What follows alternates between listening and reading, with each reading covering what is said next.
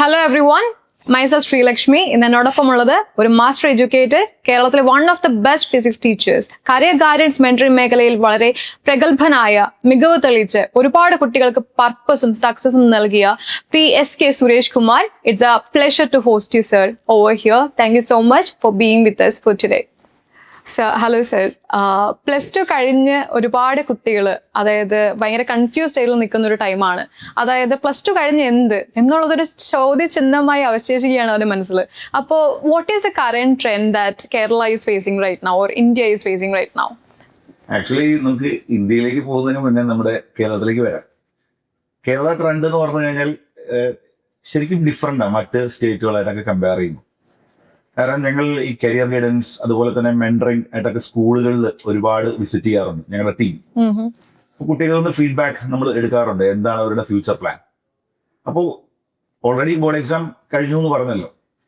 മിക്കവാറും കേരളത്തിൽ അപ്ലൈ ചെയ്യാൻ പറ്റുന്ന എൻട്രൻസുകളെല്ലാം കഴിഞ്ഞു. നീറ്റ്, കീം, JEE പോലുള്ള എൻട്രൻസുകൾക്കൊക്കെ ഇനി അപ്ലൈ ചെയ്യാൻ കഴിയില്ല, സമയം കഴിഞ്ഞു. മെജോറിറ്റി കുട്ടികളും ഒരു എൻട്രൻസിന് പോലും അപ്ലിക്കേഷൻ ഫോം കൊടുത്തിട്ടില്ല. ഐ തിങ്ക് ഒരു 70% കുട്ടികളും ഒരു കോഴ്സിനും അപ്ലൈ ചെയ്തിട്ടില്ല. അപ്പോൾ അവരതിനെക്കുറിച്ച് മുഴുവൻ അവെയറാണ്. പക്ഷെ കുട്ടികൾക്ക് ആകെ അറിയുന്നൊരു കാര്യം, എങ്ങനെയെങ്കിലും നമുക്ക് ഇന്ത്യക്ക് പുറത്തേക്ക് പോകണം. ചില കുട്ടികൾ കേരളത്തിന് പുറത്തേക്ക് പോകണം. അപ്പൊ പലപ്പോഴും അതിന്റെ ഫിനാൻസ് മാറ്ററിനെ കുറിച്ചും അവർ ചിന്തിക്കുന്നില്ല, എത്ര രൂപ ചെലവാകുന്ന പോലും അറിയില്ല. അപ്പൊ ശരിക്കും നമ്മൾ കുട്ടികളെ അവിടെ എഡ്യൂക്കേറ്റ് ചെയ്യേണ്ടതായിട്ടുണ്ട്. എബ്രോഡ് സ്റ്റഡി എന്ന് പറയുമ്പോൾ നമ്മൾ ഇപ്പോൾ കിർഗിസ്ഥാൻ, ഉസ്ബെക്കിസ്ഥാൻ അങ്ങനെയൊക്കെയുള്ള സ്ഥലങ്ങളിൽ പോയി കുട്ടികൾ ഏതൊക്കെയോ കോഴ്സിന് ചേരുന്നു, എന്തൊക്കെയോ പഠിക്കുന്നു. മേ ബി അതിന്റെ ഔട്ട്പുട്ട് എന്താണെന്ന് നമ്മുടെ നാട്ടിലുള്ള ആരും അന്വേഷിക്കാറുമില്ല. ശരിക്കും അവരെ എഡ്യൂക്കേറ്റ് ചെയ്യും. അപ്പോൾ ഞാൻ ഏറ്റവും കൂടുതൽ കുട്ടികൾ ഇപ്പോൾ അടുത്ത കാലത്ത് പറയുന്നത്, ഒരു എക്സാമ്പിൾ പറയുകയാണെങ്കിൽ, ഇപ്പോൾ അവർക്ക് ജർമ്മനിയിൽ പോയി നേഴ്സാണ്. അതെ അതെ. അപ്പോൾ നേഴ്സിംഗ് എന്തുകൊണ്ട് അവർ അങ്ങനെ ചിന്തിക്കുന്നു എന്ന് ഞാനിങ്ങനെ ആലോചിക്കാറുണ്ട്. അപ്പോൾ എനിക്ക് തോന്നുന്നു, ഈ പേപ്പറിലൊക്കെ നമ്മൾ കാണുന്നു കേരളത്തിലെ കുട്ടികൾക്ക് നേഴ്സിംഗ് കോഴ്സ് കഴിഞ്ഞതിന് ശേഷം ചെറിയ ശമ്പളമേ കിട്ടുന്നുള്ളൂ. അപ്പൊ ഒരുപക്ഷെ വലിയ ശമ്പളം കിട്ടണമെന്നും വലിയ സൗകര്യങ്ങൾ കിട്ടണമെന്നുള്ള ആഗ്രഹം കൊണ്ടായിരിക്കാം ഒരുപക്ഷെ കുട്ടികൾ അങ്ങനെ ചിന്തിക്കും. അവിടെ നമ്മൾ അവര് കൃത്യമായി ബ്രിഡ്ജ് ചെയ്യേണ്ടതായിട്ടുണ്ട്. എങ്ങനെയാണ് അവിടെ അഡ്മിഷൻ കിട്ടുക? ഇപ്പൊ രണ്ട് രീതി പഠിക്കാം. നമുക്ക് കുറെ പൈസ കൊടുത്തും പഠിക്കാം, അല്ല പൈസ കൊടുക്കാതെ നമുക്ക് പബ്ലിക് യൂണിവേഴ്സിറ്റികളിലൊക്കെ പോയി പഠിക്കാം. അവിടെ നമ്മൾ അവരെ എഡ്യൂക്കേറ്റ് ചെയ്യണം. ഞങ്ങളൊരു പരിധി വരെ ചെയ്യുന്നു. അപ്പൊ സാർ, യു ഡിഡ് മെൻഷൻ ഇപ്പോഴത്തെ കുട്ടികൾ എന്താ പറയാ, ഒരു ആപ്ലിക്കേഷൻ ഫോം പോലും കൊടുത്തില്ല എന്ന് പറയുന്നു, അല്ലെ, കൊടുക്കുന്നില്ല എന്ന് പറയുന്നു. അപ്പൊ അതൊക്കെ ശരിക്കും ചൂണ്ടിക്കാണിക്കുന്നത് മെന്ററിംഗിന്റെ അഭാവമാണ്. അതായത് they don't know what they are supposed to be doing. So they have a goal, they have a purpose, but they don't know how to get there. Good question. കാരണം നമുക്ക് സ്കൂൾ 11th 12th കുട്ടികൾ പഠിക്കുന്നത്, majority കുട്ടികളും പഠിക്കുന്നത് just +2 എക്സാമിൽ അവർക്കൊരു നല്ല mark, full A+, full A1 എന്നുള്ള ആംഗിളിലാണ്. അല്ലാതെ അവരവരുടെ കരിയറിനെ കുറിച്ച് വ്യക്തമായിട്ടുള്ള ഒരു പിക്ചർ ഒന്നും ഉണ്ടാക്കുന്നില്ല. ഇപ്പൊ ഞാൻ പറഞ്ഞില്ലേ, ഒരുപാട് കുട്ടികൾ പറയുന്നുണ്ട് ഇന്ത്യക്ക് പുറത്തേക്ക് പോകണം. മെയിൻലി ഇപ്പോ അവർ പറയാം ഓസ്ട്രേലിയ അല്ലെങ്കിൽ കാനഡ. ഇപ്പൊ ഒരു ട്രെൻഡിങ് ആയിട്ട് ജർമ്മൻ എല്ലാ കുട്ടികളും പറയുന്നുണ്ട്. അപ്പൊ അവരോട് എനിക്ക് പറയാനുള്ള കാര്യം എന്താണെന്ന് വെച്ച് കഴിഞ്ഞാൽ, സ്കൂൾ തലത്തിൽ നമുക്ക് വേണമെങ്കിൽ ഒരു ചേഞ്ച് വരുത്താവുന്നത്. അങ്ങനെ ഉറപ്പിച്ച് തീരുമാനിച്ചൊരു കുട്ടിയാണെങ്കിൽ ആ കുട്ടിക്ക് ലാംഗ്വേജ് സ്കില്ലാണ് ഏറ്റവും ഇമ്പോർട്ടൻറ്റ്. ഇപ്പോ ഞാൻ പറഞ്ഞു കേട്ടിട്ടുണ്ട്, ഇപ്പൊ അവിടെ നഴ്സസ് ഒക്കെ നമ്മൾ ജർമ്മനിയിലൊക്കെ അവർക്ക് അവിടുത്തെ ക്ലയൻസ് അല്ലെങ്കിൽ പേഷ്യൻസുമായിട്ടൊക്കെ കമ്മ്യൂണിക്കേറ്റ് ചെയ്യുമ്പോൾ German language is A must. Yes, exactly. They will not even take English language. അവർക്ക് അവരുടെ ലാംഗ്വേജ് ഭയങ്കര പ്രയോറിറ്റി ആണ്. ഇപ്പൊ ഞാൻ പറഞ്ഞു കേൾക്കാൻ ഇംഗ്ലീഷ് ആയാലും ഓക്കെയാണ്, ജർമ്മൻ തന്നെ പറയണമെന്നില്ല. അറ്റ്ലീസ്റ്റ് നമ്മുടെ സ്കൂളുകളിൽ ലാംഗ്വേജ് ഫ്ലുവൻസി കൊണ്ടുവരണം എന്നുള്ളതാണ് എനിക്ക് തോന്നുന്ന ഒരു ഇമ്പോർട്ടന്റ് കാര്യം. മാർക്കിന് അപ്പുറത്തേക്ക് കുട്ടികളുടെ സോഫ്റ്റ് സ്കിൽ ഡെവലപ്മെന്റിനെ കുറിച്ച് നമ്മൾ ചിന്തിക്കേണ്ട സമയമാണ്. അതെ, റൈറ്റ്. അങ്ങനെ ഒരു അപ്ഗ്രേഡേഷൻ എന്തായാലും നമ്മുടെ എഡ്യൂക്കേഷൻ സിസ്റ്റത്തിൽ വരേണ്ടതാണ്. അതെ, അത് ഇവിടെയുള്ള പൊളിറ്റീഷ്യന്മാരൊക്കെ കുട്ടികളുടെ ബിൽഡിംഗ് പണി, സ്കൂളുകളിൽ ബിൽഡിംഗ് വന്നു എന്നൊക്കെ പറഞ്ഞിട്ടാണ് പലപ്പോഴും അതൊരു വലിയൊരു ഗ്രോത്ത് ആയിട്ട് പറയുന്നത്. അതിന് പകരം കുട്ടികൾക്ക് ഇഷ്ടമുള്ള മേഖലയിലേക്ക് പോകണമെങ്കിൽ ലാംഗ്വേജ് പ്രൊഫഷൻസി ഒരു മസ്റ്റായ കാര്യമാണ്. അപ്പൊ ഞാൻ നേരത്തെ പറഞ്ഞത് തന്നെ, അതായത് ഒരു കുട്ടിക്ക് ഒരു പർട്ടിക്കുലർ ജോബ് ഒരു പർട്ടിക്കുലർ കൺട്രിയിൽ ആ കുട്ടി ആഗ്രഹിക്കുന്നുണ്ടെങ്കിൽ ആ കൺട്രിയിലെ ലാംഗ്വേജിനെ കുറിച്ച് ആ കുട്ടി ബോധേഡായിരിക്കണം. ഇഷ്ടംപോലെ കാര്യങ്ങളുണ്ടല്ലോ, യൂട്യൂബിലൂടെ പഠിക്കാം, അല്ലെങ്കിൽ വളരെ ചെറിയ ഫീസിൽ ഓൺലൈനായി പഠിക്കാം. അങ്ങനെയുള്ള ഫെസിലിറ്റീസ് കുട്ടികൾ യൂട്ടിലൈസ് ചെയ്യാം. Thank you so much, sir. So, sir, actually, Germany എന്ന കൺട്രീനെ എംഫസൈസ് ചെയ്ത് പറഞ്ഞു. സോ ജർമ്മനി അതുപോലെ തന്നെ നഴ്സസ്, അവരുടെ കരിയർ ഓപ്പർച്യൂണിറ്റീസ്, അതുപോലെ തന്നെ why most people are preferring Germany over other countries. So, what do you think? What actually is driving this German dreams? എന്നോട് ചോദിച്ചാൽ ഞാൻ പറയും, ഞാൻ ആക്ച്വലി കുട്ടികൾ ഇന്ത്യയിൽ തന്നെ പഠിക്കണം എന്ന് ആഗ്രഹിക്കുന്ന ഒരാളാണ്. കാരണം ഒരു എൻട്രൻസ് കോച്ചിങ് എക്സ്പെർട്ട് എന്നുള്ള നിലയിൽ. പക്ഷേ എനിക്ക് നല്ല ഫീഡ്ബാക്ക്, അതായത് കൂടുതൽ കുട്ടികൾ ജർമ്മനി പോയി പഠിച്ച കുട്ടികളൊക്കെ വളരെ പോസിറ്റീവായിട്ടാണ് പറയാറുള്ളത്. ലൈക്ക് അവർ സെറ്റിലായി, അവർക്ക് ജോബ് കിട്ടി. അപ്പൊ ഒരു കുട്ടി അൾട്ടിമേറ്റ്ലി നമ്മൾ പഠിക്കുന്നത് നല്ലൊരു ജോബ് കിട്ടി നമ്മുടെ ലൈഫ് സ്റ്റൈൽ സെറ്റ് ആക്കാനാണല്ലോ. അത്തരത്തിൽ ജർമ്മനി ഇസ് ഗുഡ്. ദെൻ അവിടെ ഞാൻ മനസ്സിലാക്കിയൊരു പോയിന്റ്, അവിടുത്തെ ഫീസ് കമ്പാരിറ്റീവ്ലി കുറവാണ്. ചില യൂണിവേഴ്സിറ്റികളിലൊക്കെ, പബ്ലിക് യൂണിവേഴ്സിറ്റികളിലൊന്നും നിൽ ആണെന്നാണ് ഞാൻ മനസ്സിലാക്കിയത്. ഒന്നും അടക്കണ്ട. നമ്മുടെ ഇവിടെ ഡൊണേഷൻ തന്നെ കൊടുക്കണം 5 ലക്ഷം രൂപയും 6 ലക്ഷം രൂപയും. ദെൻ സെക്കൻഡ് തിങ്, അവിടുത്തെ ഇൻഫ്ര എന്ന് പറയുമ്പോൾ ഇൻക്ലൂഡിങ് അക്കാഡമിക്സ് ഉൾപ്പെടെ നല്ല ടീച്ചേഴ്സിനെ കിട്ടുന്നു. ലൈബ്രറി ഔട്ട്സ്റ്റാൻഡിംഗ് ആണ്. പിന്നെ നല്ല ഫുഡ് കിട്ടും. ഞാൻ ചില ജർമ്മൻ യൂണിവേഴ്സിറ്റികളിലൊക്കെ ഇന്ത്യൻ ഫുഡ് അടക്കം അവൈലബിൾ ആണെന്ന് ഞാൻ പറഞ്ഞു കേട്ടു. അപ്പൊ അങ്ങനെയൊക്കെ നോക്കുമ്പോൾ കുട്ടികൾ അവിടേക്ക് പോകുന്നത് സ്റ്റാൻഡേർഡ് ഓഫ് ലിവിംഗ്. ഈ യൂട്യൂബിലൊക്കെ ഇത് കാണല്ലേ കുട്ടികൾ. അപ്പൊ അവർ വിചാരിക്കുന്നു നമ്മുടെ ഇവിടെ കിട്ടുന്നതിനൊക്കെ കൂടുതൽ ശമ്പളം കിട്ടുന്നു, നല്ല ലൈഫ് സ്റ്റൈൽ കിട്ടുന്നു. അപ്പൊ പിന്നെ അത് അവർ പ്രിഫർ ചെയ്യില്ലേ? അത്രേ. ലക്ഷക്കണക്കിന് കുട്ടികളായിട്ട് വളരെ കണക്റ്റഡ് ആയിട്ടിരിക്കുന്ന ഒരാളാണ്.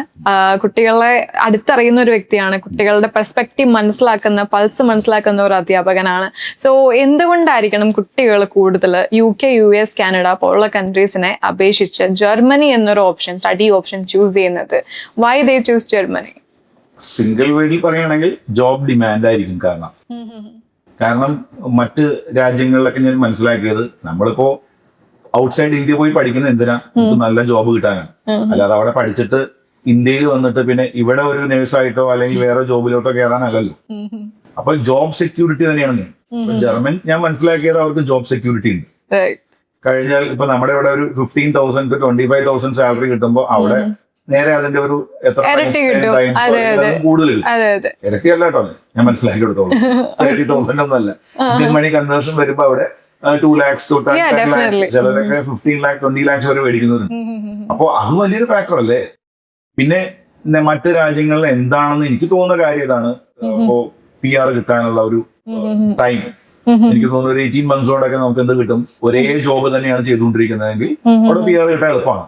പക്ഷെ കാനഡയിലൊക്കെ വെരി ഡിഫിക്കൽട്ട് ആണ് മനസ്സിലാക്കിയത്. US നിങ്ങൾക്ക് അറിയാലോ, ഹൈ എക്സ്പെൻസീവ് ആണ്. അപ്പോ കുട്ടികൾ ചിന്തിക്കുന്നത് മിനിമം ഇൻവെസ്റ്റ്മെന്റ് നടത്തി കൂടുതൽ സാലറി കിട്ടുന്ന സ്ഥലം എവിടെയാണെന്ന് അവർ അന്വേഷിക്കും. അതിന്റെ ഭാഗമായിട്ടായിരിക്കാം. അതിൽ എനിക്ക് തോന്നുന്നു ലാസ്റ്റ് ഒരു കാര്യം പറയാനുള്ളത്, ഇപ്പൊ മറ്റു പല കൺട്രീസിലും എമിഗ്രേഷൻ പോളിസീസ് എന്ന് പറഞ്ഞു കഴിഞ്ഞാൽ വളരെ ക്വിക്കായിട്ടാണ് ചേഞ്ച് ആവുന്നത്. അപ്പൊ അങ്ങനെ നോക്കുമ്പോൾ ജർമ്മൻ എമിഗ്രേഷൻ പോളിസി കുറച്ചുകൂടെ സ്റ്റുഡന്റ് ഫ്രണ്ട്ലി ആണ്. അതുകൊണ്ടായിരിക്കണം ഒരു പക്ഷേ കുട്ടികൾ കൂടുതൽ അത് ഓപ്റ്റ് ചെയ്യാനുള്ള കാരണം. വളരെ സാച്ചുറേറ്റഡ് ആയിട്ടുണ്ട് കൺട്രീസ്. കുട്ടികൾ മാത്രമല്ല, ഇവരെ അവിടേക്ക് കൊണ്ടുപോകാൻ ഒറ്റയ്ക്ക് പോകാൻ പറ്റില്ലല്ലോ, എന്തായാലും സം ഹെൽപ്പ് വേണ്ടി വരും.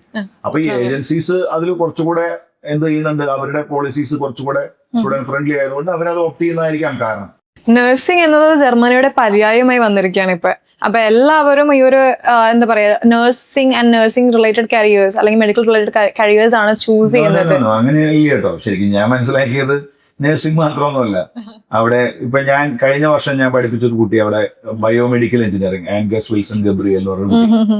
അപ്പൊ അവിടെ അവൻ എന്നോട് പറഞ്ഞത് അവിടെ ഏറ്റവും കൂടുതൽ മൂവിംഗ് ആയി നിൽക്കുന്നത് IT സെക്ടറാണ്. Computer science, data science, robotics, automation ഒക്കെ വളരെ ഫ്ലറിഷ്ഡ് ആണ്. നമ്മുടെ ഇവിടുത്തെ വളരെ മുകളിലാണ്. ദെൻ അലൈഡ് ഹെൽത്ത് സയൻസ്, ഇപ്പോ പ്രത്യേകിച്ച് optometry, then medical lab technician കോഴ്സുകളും ഭയങ്കര ട്രെൻഡിങ് ആണ്. പിന്നെ ഫിസിയോതെറാപ്പി. നമ്മുടെ രാജ്യത്ത് ഒരു പക്ഷേ ഫിസിയോതെറാപ്പിക്ക് അത്ര വലിയ ഡിമാൻഡ് ഒന്നുമില്ല, ജോബ് ഓറിയന്റഡ്. പക്ഷെ ജർമ്മനിയിൽ പഠിച്ച് അവിടെ തന്നെ ഫിസിയോതെറാപ്പിസ്റ്റുകൾ, ഒക്യുപേഷണൽ തെറാപ്പിസ്റ്റുകൾക്കൊക്കെ വളരെ വലിയ ഡിമാൻഡ് ആണെന്നാണ് മനസ്സിലായത്. അപ്പോ അതർ കൺട്രീസിനെ പ്രൊമോട്ട് ചെയ്യല്ല ഞാൻ, പക്ഷെ ഞാൻ പറയുന്നത് ക്വാളിറ്റി എഡ്യൂക്കേഷൻ കിട്ടുന്നത് അഫോർഡബിൾ പ്രൈസിൽ കിട്ടുമെങ്കിൽ അത് പോകുന്നതിൽ തെറ്റൊന്നുമില്ല. പിന്നെ ഒരു സ്റ്റേജ് കഴിയുമ്പോൾ അവർ നമ്മുടെ നാട്ടിലേക്ക് വരട്ടെ, നമ്മുടെ നാടിനെ അവർ എംപവർ ചെയ്യട്ടെ. ഓക്കെ, ഒരുപാട് സ്റ്റുഡൻസിന്റെ സ്റ്റഡി എക്സ്പീരിയൻസ് കേൾക്കുന്ന ഒരു വ്യക്തിയാണ്. അപ്പൊ നമ്മൾ we also talked about one of your student.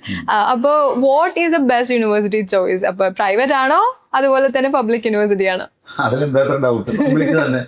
കാരണം കുട്ടികളെ സംബന്ധിച്ച് best infra, best academic support, ഇത് രണ്ടും നോക്കുമ്പോൾ ബെറ്റർ പബ്ലിക് യൂണിവേഴ്സിറ്റീസ് തന്നെയാണ്. പിന്നെ ജോബ്, അത് സ്റ്റഡി കഴിഞ്ഞതിന് ശേഷമുള്ള ജോബ് ഓപ്പർച്യൂണിറ്റീസ്. പലപ്പോഴും സംഭവിക്കുന്നത് ഈ കുട്ടികൾ +2 കഴിഞ്ഞതിന് ശേഷം ഏതെങ്കിലും ഏജൻസികളെ സമീപിക്കും. അപ്പൊ അവര് പറയും, കുട്ടികളോട് പറയും ജർമ്മനിയിൽ ഇഷ്ടം പോലെ എന്റെ അറിവിൽ ഒരു 110ഓളം പബ്ലിക് യൂണിവേഴ്സിറ്റീസ് ഉണ്ട്. അത് ഹൈഡ് ചെയ്യും. പകരം അവിടെയുള്ള പ്രൈവറ്റ് യൂണിവേഴ്സിറ്റികൾ പറഞ്ഞു കൊടുക്കും. കുട്ടികൾ പ്രോസസിംഗ് ഫീസായിട്ടും അവിടെ പഠിക്കാനുള്ള ഫീസായിട്ടും ഹ്യൂജ് എമൗണ്ട് ഇവിടുന്ന് ലോൺ എടുത്ത് പോകും. അപ്പൊ ഇത് ശരിക്കും കുട്ടികളോട് എനിക്ക് പറയാനുള്ളത് പഠിക്കണം. ഈ പബ്ലിക് യൂണിവേഴ്സിറ്റി അഡ്മിഷൻ എടുക്കാനുള്ള പ്രൊസീജിയർ എന്താണ്? ചിലപ്പോൾ നമുക്ക് ഒറ്റയ്ക്ക് പറ്റണമെന്നില്ല. ചിലപ്പോൾ ഏതെങ്കിലും ഏജൻസികളെ ജെന്യൂൻ ആയിട്ടുള്ള ഏജൻസികളെ ഡിപ്പെൻഡ് ചെയ്യണം. ഇതാണ് എനിക്ക് ഈ യൂണിവേഴ്സിറ്റി സെലക്ഷൻ പറയാനുള്ളത്. അതിന്റെ മീനിങ് എല്ലാ പ്രൈവറ്റ് യൂണിവേഴ്സിറ്റികളും ബാഡെന്നല്ല കേട്ടോ. ഞാൻ ഉദ്ദേശിച്ചത് കുട്ടികൾക്ക് ബെനിഫിറ്റ് ഉണ്ടാവുന്നത് പബ്ലിക് യൂണിവേഴ്സിറ്റീസ് തന്നെയാണ്. ഫീസിന്റെ ഇളവും അതുപോലെ തന്നെ അതെ സ്പെഷ്യലൈസേഷൻസിന്റെ കേസല്ലോ, for example private and public compare ചെയ്യുമ്പോൾ നിങ്ങൾ ജസ്റ്റ് ഗൂഗിൾ, ഞാൻ ഇത് ഇടയ്ക്ക് നോക്കാറുണ്ട്. ഞാൻ ഈ കുട്ടികൾ ഡൗട്ട്സ് ചോദിക്കുമ്പോൾ നോക്കാറുണ്ട്. നമുക്ക് ഏറ്റവും കൂടുതൽ വേണം, നമ്മുടെ ഇവിടെ ഇല്ലാത്തൊരു സാധനം ഹയർ സ്റ്റഡീസിലെ റിസർച്ച് ഓപ്പർച്യൂണിറ്റീസ് ഇന്ത്യയിൽ അല്ലെങ്കിൽ കേരളത്തിൽ കുറവാണ്. ഒരുപക്ഷെ ഡിഗ്രി പഠിക്കാൻ നമ്മുടെ UG പ്രോഗ്രാംസിനൊക്കെ ഒരുപക്ഷെ ഇന്ത്യയിൽ സെൻട്രൽ യൂണിവേഴ്സിറ്റീസും നമ്മുടെ യൂണിവേഴ്സിറ്റീസ് ഗുഡാണ്. പക്ഷെ ഇതിന്റെ ഒരു നെക്സ്റ്റ് ഫൈനൽ ഇതിലേക്ക് വരുമ്പോൾ നമ്മൾ റിസർച്ച് സ്കോപ്പിലേക്കൊക്കെ വരുമ്പോൾ PhD പ്രോഗ്രാംസിലേക്കൊക്കെ വരുമ്പോൾ ഞാൻ നോക്കുമ്പോൾ അതർ കൺട്രീസ് തന്നെയാണ് ബെറ്റർ.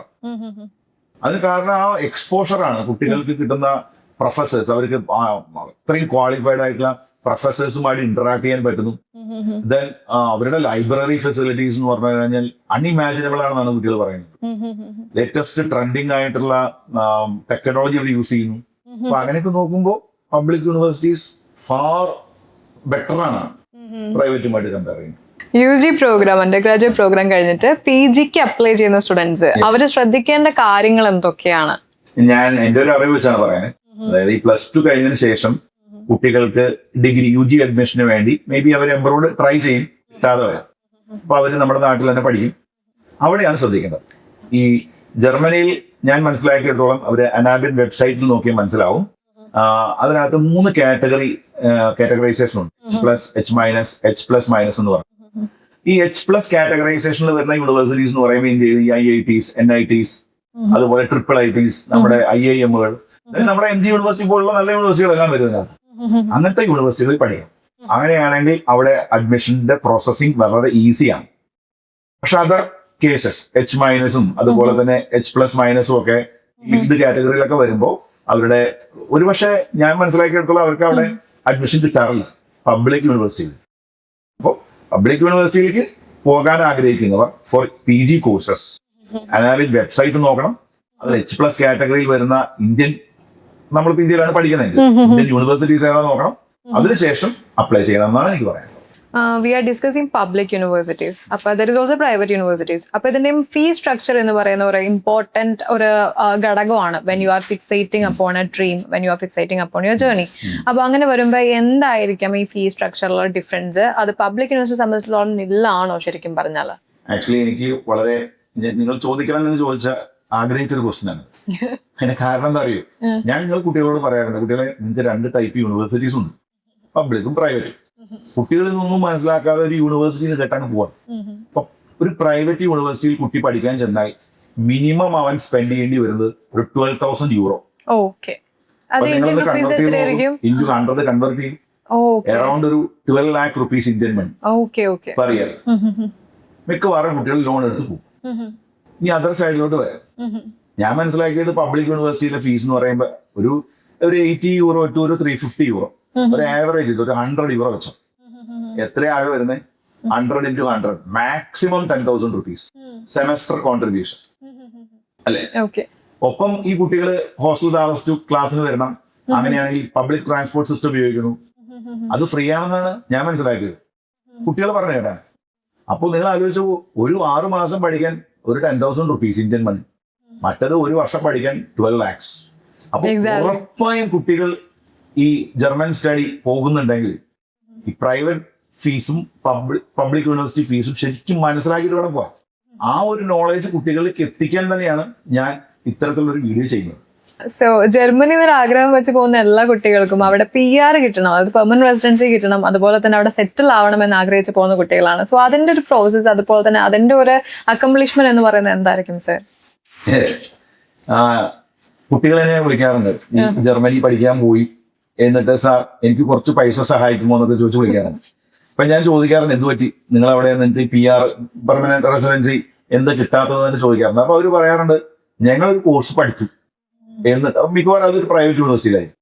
എന്നിട്ട് അവർ എന്തെങ്കിലും ചോദിച്ചു കഴിഞ്ഞാൽ ഒരു ജോബ് ചെയ്യും. ഒരു 6 months മേ ബി, ചിലപ്പോൾ പഠിക്കുന്നതിന് കൂടുതലൊക്കെ ജോലി ചെയ്യും. അങ്ങനെ അവര് ഡെലിവറി ബോയ്സ് ആയിട്ട് വർക്ക് ചെയ്യുന്നവരുണ്ട്, ദെൻ ടെലികോളേഴ്സ് ആയിട്ട് വർക്ക് ചെയ്യുന്നവരുണ്ട്, പല ജോബ് വെയർ ഹൗസിൽ പോയി ജോലി ചെയ്യുന്നവരുണ്ട്. നിങ്ങൾ കുട്ടികൾ മനസ്സിലാക്കേണ്ട ഒരു പോയിന്റ്, നിങ്ങൾ എന്ത് കോഴ്സ് ആണോ പഠിച്ചത് ആ കോഴ്സുമായി കണക്ട് ചെയ്യുന്ന ജോബേ നമ്മൾ ചെയ്യാവും. നമ്മുടെ നാട്ടിലെ പോലെ അല്ല. നമ്മൾ BSc തിരിച്ച് പഠിച്ചിട്ട് ചിലപ്പോൾ ബസ്സിൽ കണ്ടക്ടറാവും. അങ്ങനത്തെ ഒരു സാധനം അവിടെ പോസിബിൾ അല്ല. അപ്പോൾ അവിടെ നമ്മൾ പഠിച്ചതും നമ്മൾ ചെയ്യുന്ന ജോലി കണക്ടിവിറ്റി. അതും ഞാൻ മനസ്സിലാക്കിയതോളം 18 months, ഒരു 1.5 വർഷം നമ്മൾ ഒരേ കാറ്റഗറി ജോബ്, മീൻസ് ഒരേ കമ്പനി തന്നെ ജോലി ചെയ്യണമെന്ന് നിർബന്ധമൊന്നുമില്ല. കമ്പനി നമുക്ക് മാറാം. നമ്മൾ ഈ 18 months ടാക്സ് അടയ്ക്കുന്നത് നമ്മൾ പഠിച്ച പ്രൊഫഷനുമായി, മീൻസ് കണക്റ്റഡ് ആയിട്ടുള്ള പ്രൊഫഷൻ ആയിരിക്കണം. അപ്പൊ അതുകൊണ്ട് അത് ശ്രദ്ധിക്കണം. ഒരു UG പ്രോഗ്രാം കഴിഞ്ഞ ഒരാൾക്ക്, അതായത് ബേസിക്കലി അവിടെ ഒരു കോഴ്സ് പഠിച്ച ഒരാൾക്ക് അവിടെ ജോബ് ഗ്യാരണ്ടീഡ് ആണോ? 100% ഞാൻ അതിനെ കുറിച്ച് സ്റ്റഡി ഒന്നുമല്ല. പക്ഷെ ഞാൻ എന്റെ ഒരു അറിവ് പറയാം. അതായത് അവിടെ സാധാരണ UG പ്രോഗ്രാംസ് എന്ന് പറയുമ്പോൾ IT sector mainly, cyber security, then data science, robotics, അങ്ങനെയുള്ള ഓട്ടോമേഷൻ, പല കോഴ്സുകൾ. അതൊക്കെ വളരെ ട്രെൻഡിങ് ആണ് അവിടെ. ആക്ച്വലി അവിടെ നിങ്ങൾക്ക് അറിയില്ല, പോപ്പുലേഷൻ കുറവാണ്, നമ്മുടെ നാട് പോലെ അല്ലല്ലോ. അപ്പൊ അവിടെ ജോബ് ഓപ്പർച്യൂണിറ്റീസ് ഒരു 90% മുകളിൽ ഗ്യാരണ്ടീഡ് ആണ്. ഇൻ കേസ് ഇനി ആ ഒരു പഠിച്ച പ്രൊഫഷൻ അവിടെ ഓപ്പർച്യൂണിറ്റി ഇല്ല എന്ന് വിചാരിച്ചാലും ടെൻഷൻ അടിക്കേണ്ട കാര്യമില്ല. നിങ്ങൾക്ക് അറിയില്ല, ഷെങ്കൻ കൺട്രീസ് ഒരു 25ഓളം കൺട്രീസ് ഉണ്ട് അവിടെ. UK-യും അതുപോലെ ഫിൻലാൻഡ് ഒഴിച്ച് ബാക്കി എല്ലാ സ്ഥലങ്ങളും ട്രാവൽ ചെയ്യാം. അവിടെയുള്ള ജോബ് ഓപ്പർച്യൂണിറ്റീസ് എക്സ്പ്ലോർ ചെയ്യാം.